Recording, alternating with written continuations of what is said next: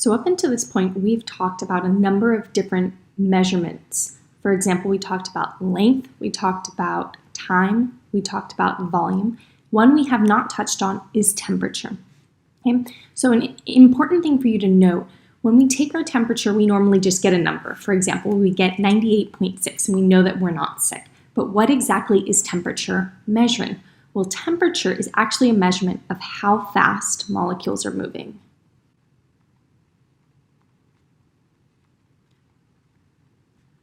So the higher your temperature, the faster the molecules are moving. So whether that be molecules in your body, molecules in the water you're trying to boil, that is what temperature is actually measuring.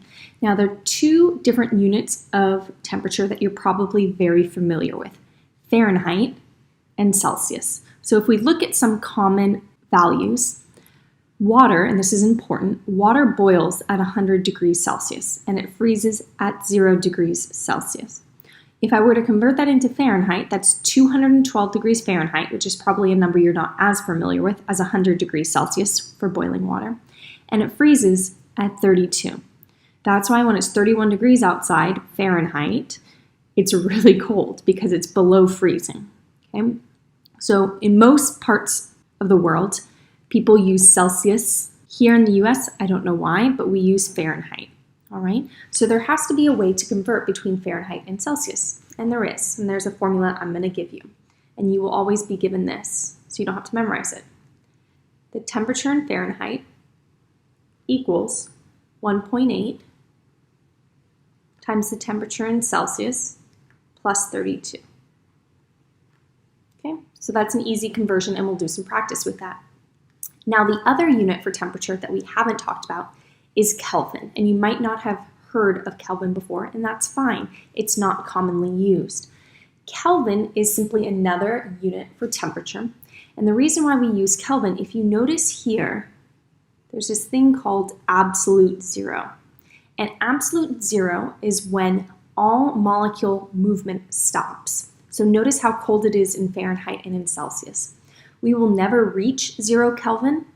0 Kelvin is the absolute coldest. There's nothing below Kelvin. So the reason why Kelvin for a unit is valuable is you cannot get a negative value for Kelvin. 0 is the absolute lowest it can go. Now notice water freezes at 273 Kelvin and it boils at 373. So if you notice, for Celsius, it's 0 degrees Celsius that it's freezing, but 273 for Kelvin. For Celsius, it's 100 degrees Celsius when it boils. It's 373 when it boils for Kelvin. So what that tells me is my formula, and I actually round it a little bit, which is fine.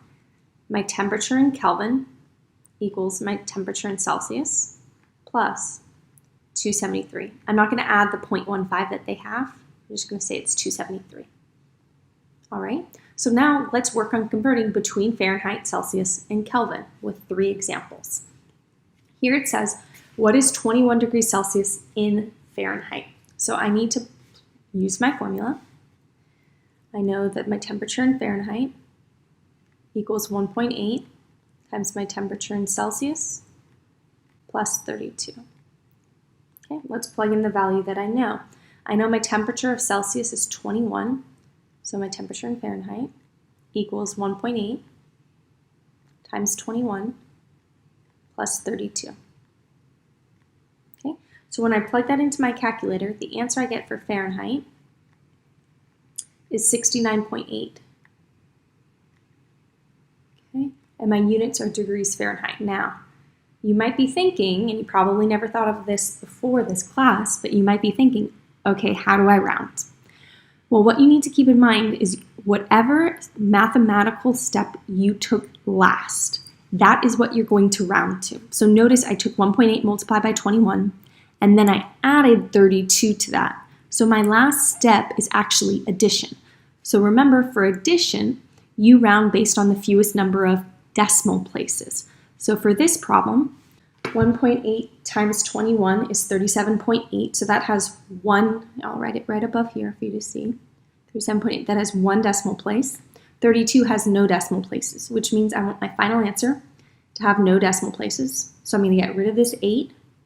And that's actually going to round the 9 up and you're going to have 70. Now, the important thing for you to know here is if I just wrote it as 70, this would be one significant figure, but I'm not wanting one sig fig, I'm just wanting no decimal places. So if I want no decimal places, I'm going to put just a decimal here because then that will give me two significant figures. So I don't want to say it's just one sig fig because I'm certain of the 7 and it's the 0 that I'm estimating. So I'm going to write 70 point, and my units are degrees Fahrenheit. Okay, let's look at the next example. What is 100 degrees Celsius in Kelvin? Okay, so I'm going to use my Kelvin to Celsius, or Celsius to Kelvin formula. Okay. My temperature in Celsius is 100 degrees, so 100 plus 273. Okay. And my answer I get is 373. My units are Kelvin. Notice I don't put degrees Kelvin, it's just Kelvin. One thing to note, notice 100 has no decimal places, 273 has no decimal places, so this is my new answer. So keep in mind, notice 100 degrees Celsius initially had one sig fig. By converting it to Kelvin, you now have 3 significant figures. So that'll matter later on in the year, but just keep that in mind. And that's it. Let's look at the third example. What is 65.3 degrees Fahrenheit in Kelvin? Well, for this problem, I can't go directly from Fahrenheit to Kelvin. I'm going to have to go from Fahrenheit to Celsius, and then, so Fahrenheit to Celsius, and then from Celsius into Kelvin. So let's do that. I'm going to use my Fahrenheit formula. My TF equals 1.8 times TC plus 32. Okay, and so when I plug this in, I know my temperature in Fahrenheit is 65.3 equals 1.8 times TC plus 32. Okay, the math I'm going to do, I'm going to take 65.3, I'm going to subtract 32 from that, and then I'm going to divide by 1.8. And so the answer I get there, once I've done that, is 18.5. Notice I'm not rounding yet because I'm not done. I'm in degrees Celsius right now, but I don't want to stay in Celsius. I want to get into Kelvin. So now I'm going to have to use the Kelvin and Celsius formula. My temperature in Kelvin equals my temperature in Celsius plus 273. So I'm going to take 18.5, which is my temperature in Celsius, and I'm going to add 273 to that. And so the answer that I get there, unrounded, is 291.5. My units are Kelvin. Now keep in mind, because the last step I did was add, I'm going to round based on the fewest number of decimal places.